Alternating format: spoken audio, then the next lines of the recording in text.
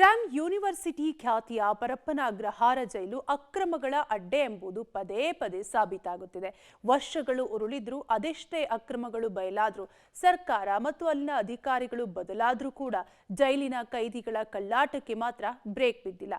ಇದೀಗ ಮತ್ತೆ ಪರಪ್ಪನ ಅಗ್ರಹಾರ ಜೈಲಿನಲ್ಲಿ ನಟೋರಿಯಸ್ ರೌಡಿ ಶೀಟರ್ ತನ್ನ ಪಟಾಲಂನೊಂದಿಗೆ ಬರ್ತ್ಡೇ ಆಚರಿಸಿಕೊಂಡಿದ್ದಾನೆ. ಈ ಕುರಿತ ಕಂಪ್ಲೀಟ್ ಡೀಟೇಲ್ಸ್ ಇಲ್ಲಿದೆ, ನೀವೇ ನೋಡಿ. ಬೆಂಗಳೂರು ಜೈಲಲ್ಲಿ rowdy sheeter birthday party, cake ಕತ್ತರಿಸಿ ಜೈಲಿನಲ್ಲಿ ಆರೋಪಿಗಳ ಸೆಲೆಬ್ರೇಷನ್. ಕೈದಿಗಳ ರಾಜಾತಿಥ್ಯಕ್ಕೆ ಮತ್ತೊಂದು ಸಾಕ್ಷ್ಯ. ಪರಪ್ಪನ ಅಗ್ರಹಾರ ಜೈಲಲ್ಲಿ ರಾಜಾತಿಥ್ಯಕ್ಕಿಲ್ಲ ಬ್ರೇಕ್.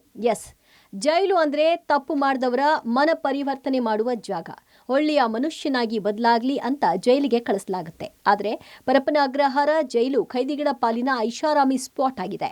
ಕೊಲೆ ಪ್ರಕರಣದಲ್ಲಿ ಕಳೆದ 9 ತಿಂಗಳ ಹಿಂದೆ ಪರಪ್ಪನ ಅಗ್ರಹಾರ ಜೈಲು ಸೇರಿದ್ದ notorious rowdy sheeter Srinivas alias Gubbachchi Seena ತನ್ನ ಪಟಾಲಂನೊಂದಿಗೆ ಬರ್ಡೇ ಸೆಲೆಬ್ರೇಷನ್ ಮಾಡಿಕೊಂಡಿದ್ದಾನೆ. ಆಪಲ್ ಹಾರ ಹಾಕೊಂಡು ಕೇಕ್ ಕತ್ತರಿಸಿ ಬರ್ಡೇ ಸೆಲೆಬ್ರೇಟ್ ಮಾಡಿಕೊಂಡಿದ್ದಾನೆ. ಈ ವಿಡಿಯೋ ಫೋಟೋ ವೈರಲ್ ಆಗಿದ್ದು ಜೈಲಿನ ಕರ್ಮಕಾಂಡ ಮತ್ತೊಮ್ಮೆ ಬಟಾಬೈಲಾಗಿದೆ. ಕಳೆದ ಜನವರಿಯಲ್ಲಿ ದೊಮ್ಮಸಂದ್ರದ ವೆಂಕಟೇಶ್ ಎಂಬಾತನನ್ನ ಗುಬ್ಬಚ್ಚಿ ಸೀನಾ ಅಂಡ್ ಗ್ಯಾಂಗ್ ಬರ್ಬರವಾಗಿ ಹತ್ಯೆ ಮಾಡಿತ್ತು. ಹತ್ಯೆಯ ದೃಶ್ಯ ಸಿಸಿಟಿವಿ ಕ್ಯಾಮೆರಾದಲ್ಲಿ ಕೂಡ ರೆಕಾರ್ಡ್ ಆಗಿತ್ತು. ತಲೆಮರೆಸಿಕೊಂಡಿದ್ದ ಗುಬ್ಬಚ್ಚಿ ಸೀನಾನ ಕಾಲಿಗೆ ಗುಂಡು ಹೊಡೆದಿದ್ದ ಪೊಲೀಸರು ಬಂಧಿಸಿ ಜೈಲ್ಗಟ್ಟಿದ್ರು. ತನ್ನ ಬ್ಯಾರಕ್ನಲ್ಲಿ ಸುಮಾರು 50ಕ್ಕೂ ಹೆಚ್ಚು ವಿಚಾರಣಾಧೀನ ಕೈದಿಗಳ ಜೊತೆಗೆ ಕೇಕ್ ಕತ್ತರಿಸಿ ಭರ್ಜರಿ ಪಾರ್ಟಿ ಮಾಡಿದ್ದಾನೆ.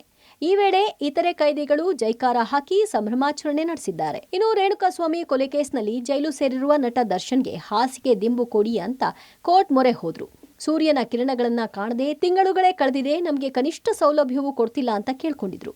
ಅಷ್ಟೇ ಅಲ್ಲದೆ ಕೋರ್ಟ್ ಸೂಚನೆ ಕೊಟ್ಟರೂ ಕೂಡ ಜೈಲು ಅಧಿಕಾರಿಗಳು ಯಾವುದೇ ಸೌಲಭ್ಯ ನೀಡ್ತಿಲ್ಲ ಅಂತ ಆರೋಪಿಸಿದ್ದಾರೆ.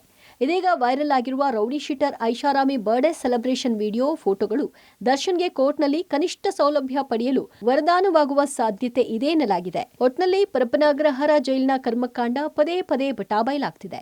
ಇದೀಗ ಮತ್ತೆ ಜೈಲಿನಲ್ಲಿ ಕೈದಿಗಳ ಐಷಾರಾಮಿ ಕಳ್ಳಾಟ ಬಯಲಾಗಿದ್ದು, ಇನ್ನಾದ್ರೂ ಜೈಲಿನಲ್ಲಿನ ಅಕ್ರಮಗಳಿಗೆ ಸರ್ಕಾರ ಕಡಿವಾಣ ಹಾಕುತ್ತಾ ಕಾದು ನೋಡಬೇಕಿದೆ. ಅಂಬರೀಶ್ ಮಂಜು, ಪಬ್ಲಿಕ್ ಟಿವಿ, ಆನೇಕಲ್.